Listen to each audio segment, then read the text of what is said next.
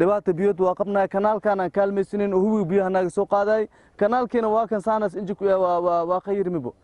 tuulada Banaaney waxay dhacdaa waqooyi bari ee magaalada Jowhar waxaana qiyaas ahaantii ku nool ilaa 1500 qoys dadkeeduna waxay isu jiraan beeraley iyo xoolo dhaqato xilliyada jiilaalka xilliyadani oo kale waxaa soo food saarta xaalado caafimaad daro iyo biyari oo ay dadka deegaanku inta badan ba ka cawdaan muqaalbaahiyaha SBC ayaa u dhaqaaqay ogaanshaha xaaladda dhabta ah ee dadka deegaankan ay ku nool yihiin waxayna inoo sheegeen in magaalada Jowhar oo 1 kiiloomitir u jirta tuulada ay u soo biyo doontaan biyaha laga isticmaalo gudaha tuulada laga keeno magaalada Jowhar biyara ka jirto kanaalka Cali Shoobar waaye waxa iska cabeyn biyaha hubi oo ay kanaftarkooda dhibaato iska leh waxaan uu kalifaysay inaan cabno danta iyo daruuftaan uu kalifaysay inaan biyaha hubiga oo iska cabno oo sifeysneen mana loo talagalin biyaha hubiga oo daad soo qaadiyo carar dhan soo mari oo ceelna ahayn in cabno ma loo talagalin laakiin danta iyo daruuftaan oo geysay baahi biyoodan oo geysay shuun biyood waa iska jiraay biyahaas wasaq waa ma sifeysna ma karkarsana ma laga gaara beeraley aan nahay meeshaan joognaa jiinkaan joognaa marka waxaan u baahanahay ceel in noolo qodo beledka tuulada Banaaneyna waxaan idin sheegaynay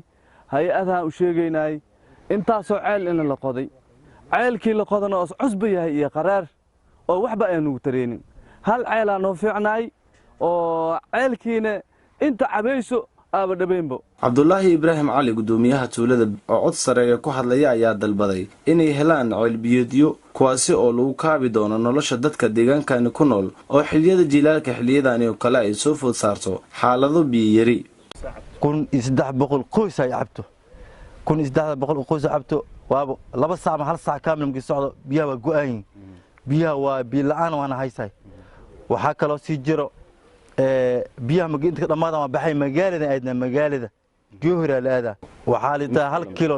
kiiloomitir kiliga waxa isticmaal jirin hubiga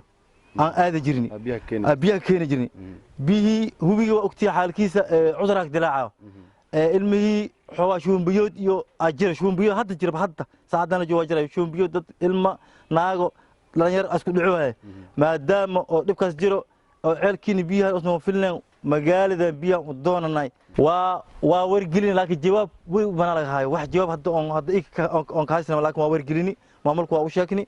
waa tagni waxda jawaab ka hayna mar ilaa hadda waa sugayna si loo gudbo marka xaaladan biyirida ee mar walba soo laabata odayaasha dhaqanka iyo wax garadka deegaanka ina isu timaadeen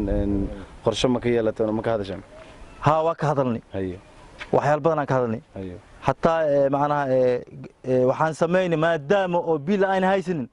waxaan soo baxday in gabdhii dhalinyarada waxa dadkii biyaha aroor lahay oo islaanta ahay in magaalada iskiga baxa magaalada al-aadliyo tuuladani waxa ay kamid tahay tuulooyinka taariikhda fog leh waxaana mar waliba marka la joogo xilliyada jiilaalka xilliyadani oo kale soo food saarta xaalado biyo yari iyada oo ay xusid mudan tahay in ay tuuladani ay ka waraabto kanaalada dhaca waqooyiga biyo xireenka xiintoyda Cabdi Ahmed Maclow muqaalbaahiyaha SBC tuulada Banaaney tuleedka magaalada Jowhar